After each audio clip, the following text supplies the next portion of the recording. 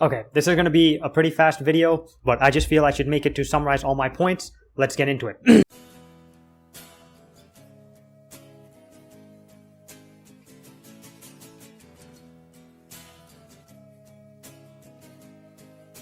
Intellectual property is an example of corporations colluding with the government to protect themselves from competition and write legislation that is against public welfare interests. It is also a common tool used to keep third world countries in check and dependent on the first world countries. The technology isn't shared, it is made obscure by IP, which makes it harder for the third world to become independent and innovate technology on its own. This also violates the free market by protecting monopolies from competition, which results in a welfare loss. I'll explain this later. It was built to protect the poor, rich corporations that practically run the world. Alright, now let's get into the main points. Intellectual property stifles innovation. If you limit the number of people who can look at source code, or technology, or a chemical process, or whatever the fuck, you limit the number of people who can improve it. This is just basic common sense. Unless the people who have access to it are literal gods, which they're not, innovation is limited because no one has access to it.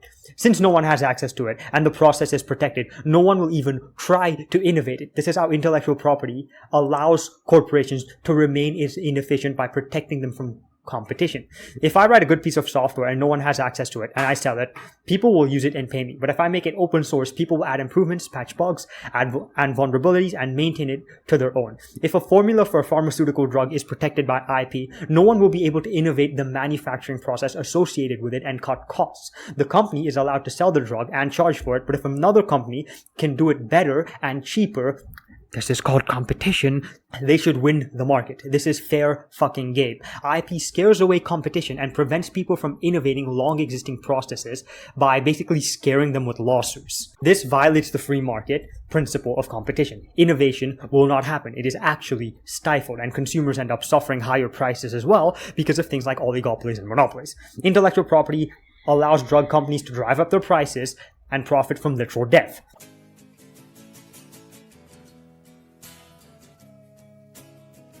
Think like the COVID vaccine, think Eli Lilly and Co., think EpiPens, and shit like that. If I make a new product and someone else quickly finds a way to innovate the manufacturing process and make the product in a cheaper way and make it last longer, this is called free market competition, fair fucking game.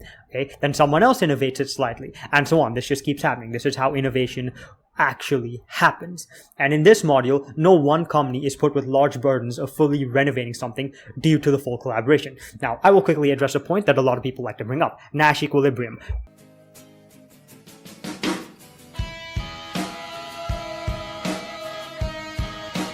Without intellectual property, no one will innovate anything because it'll just be stolen by somebody else, and so you just have a bunch of corporations waiting to do something, and then people will die of the illness. This is wrong because, first of all, corporations will always invest in R&D because it allows them to cut costs and basically save profit as well. Literal free market shit. And no, IP doesn't mean R&D will never happen, okay? As for drugs and pharmaceuticals, people dying is an incentive, literally. And also, due to many people and firms being able to innovate it, because they have access to all the information, the cost of the first move goes down a lot. Take, for example, math.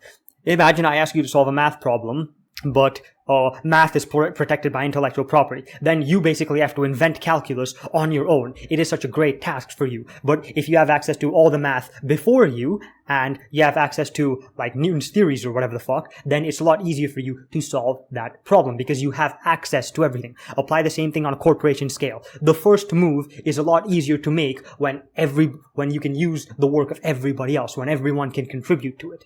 Intellectual property puts the burden on one individual corporation to basically cure cancer, cure COVID, yada yada, whatever, cure diabetes or whatever. You get the point. Since all the information is locked up, the amount of people that can do it is also limited, making the first move and the innovative process much harder.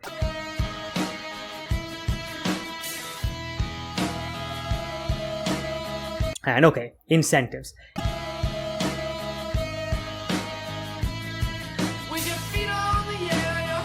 Intellectual property actually disincentivizes innovation by protecting the company from competition. Again, remember the cutting cost thing I spoke about earlier. They don't have to improve anything anymore because they have the rights to it. Or more or less, other people's rights are restricted. Again, there's not really a right. This is like a restriction you're imposing on other people. And the initial move I was talking about earlier can actually be publicly funded. Now, if you want to argue that the government interfering with things makes things inefficient, what the fuck do you think intellectual property is? Intellectual property enforcement also happens with taxpayer money and needs resources. By removing IP and reducing the cost of innovation, these funds and resources can be reallocated to allow companies to make that initial investment, first of all. And second of all, and actually allow them to pay for innovations instead of patent lawyers. If the government can fund some war in an impoverished country halfway across the fucking globe, it can fund some fucking medical research people. IP incentivizes corporations to devote more resources into lawsuits and securing patents.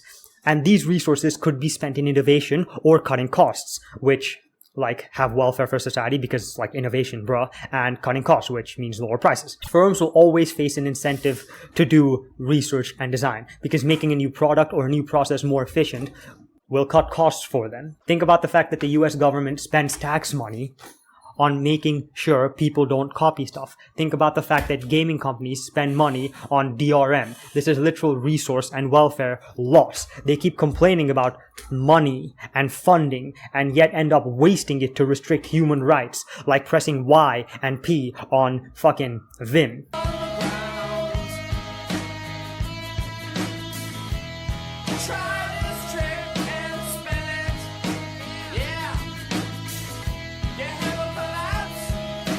Replicating movies, or scientific formulas, or math equations, or cosine waves costs literally nothing, okay? So how can corporations charge for it? Non-rivalrous goods, the consumption of one person doesn't diminish the ability of someone else to consume it, cannot be charged for. If I made the song, I didn't make the copies of the song, but I am charging for the copies of the song. That's really fucking weird. If I upload it to YouTube, and someone downloads it, they shouldn't be executed by long drop hanging. It costs $0 for me to produce extra copies of the song.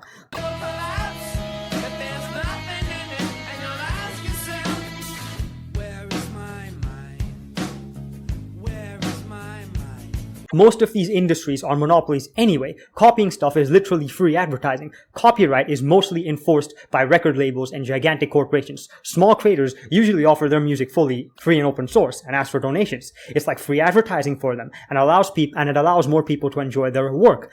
The fact that people are convinced copying movies is a moral sin as they are hurting the super rich mega corporations like Hollywood, but then letting millions die because drug patents. The fact that people think this is fine honestly confuses me. Literal people dying?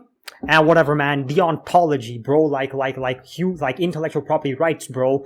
I copy a movie. Oh my god, bro, you're a pirate. Again, bro, piracy only applies if the good is non-rivalrous. How is copying something piracy? If anything, I'm a producer because I'm literally replicating the thing. You guys see how far the brainwashing goes, right? This is brainwashing. And now let's...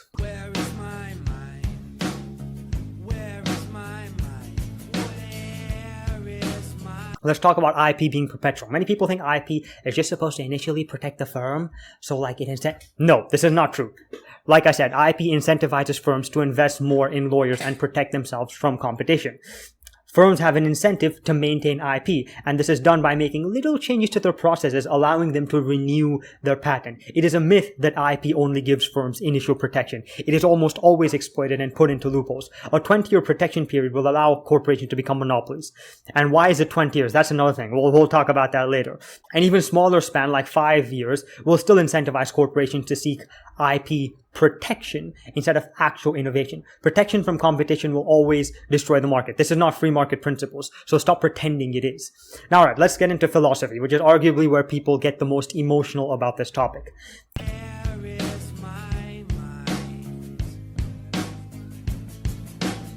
If I make a new chemical formula, I'm using the knowledge of all chemistry before me. All those smart-ass chemists who devoted their life to this shit, I am using their formulas. I'm standing on the giants of all the chemists and scientists before me and working upon what they worked upon. If I make a new song, I am using software and music theory. I'm using a microphone that uses laws of physics someone else came up with and devoted their life to studying. And I'm also using many computer algorithms that other mathematicians or computer scientists came up with. My own senses were given to me by my parents. And What about the other music I was influenced by? Am I not ripping other people off? The scientists, the mathematicians, the other musicians, the technicians or whatever. Am I not infringing on their intellectual property by being influenced by them or being benefited from their discoveries and theorems to use their life's work and eventually make a profit for myself? You see, all inventions majorly use public knowledge. Mathematics or science is public knowledge. And if public knowledge is used to create something, it should still belong to the public, right? Like, what the fuck? No invention is 100% original. What does fully original even mean? Why can I not patent a mathematical function? Why not? Why isn't Dijkstra's algorithm patented? Why do we draw the line at something that is like an engineering thing or like a hardware thing? Why not the physicists or whatever, right? Ideas do not come in a vacuum. They're always influenced by works before them. So what should be allowed to be patented and protected by IP? Knowledge? Human actions? Or processes? IP always violates fundamental human rights and freedoms, and this philosophical argument is completely arbitrary. You can believe copying someone's work is wrong, but then don't use some utilitarian argument or make false equivalencies with human rights. If I work in another person's farm, the crops I harvested, are they mine? Am I not entitled to the fruits of my own labor? Am I not entitled to what I created? Exactly. The line is actually arbitrary. You are retrospectively using philosophy to justify something completely arbitrary. This is post hoc reasoning. Why can't scientific theories be patented? Why is Faraday's law public domain, but the second I build a generator, that can somehow be patented? Why is the work of an engineer protected by copyright and intellectual property, but the work of a scientist is completely forgotten? This is just completely arbitrary. There's no fundamental human right here. It's basically all made up. In the true utilitarianism case, IP should be given up completely so third world countries can manufacture medications and drugs to save lives. The defender of IP switches between utilitarianism. They say, "Ooh, we need innovation to happen." And then they swap to deontology. They say, "Oh, no, we have to protect the intellectual property." What is it? They keep switching back and forth to the point where anything is okay. This is called shifting the goalpost. With innovation, it's the utilitarianism thing, even though intellectual property actually stifles innovation. But whatever. But then when it comes to people's lives, no, we must protect the intellectual property. Oh, people dying be damned. Bro, what the fuck, make up your mind. And let's actually assume IP creates more wealth, regardless of the evidence I gave to show that it doesn't. Let's assume that it aids innovation, even though I just explained how it stifles it. IP isn't about innovation. It's about profit. The goal of the law is justice, my guy, not profit maximization for companies. You cannot use extreme utilitarianism here. For a long time, people thought slavery was legal, okay? But people changed that, and we call them heroes. We call it the civil rights movement, not fucking pirates.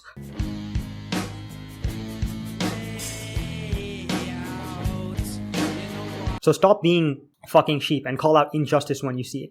Like, oh, poor fucking corporation, boo-hoo. Their intellectual property is being infringed every time you copy a movie. Like, dude, come on. This is clearly unreasonable. This is clearly brainwashing. Alright, those are the arguments I got. Thanks for watching.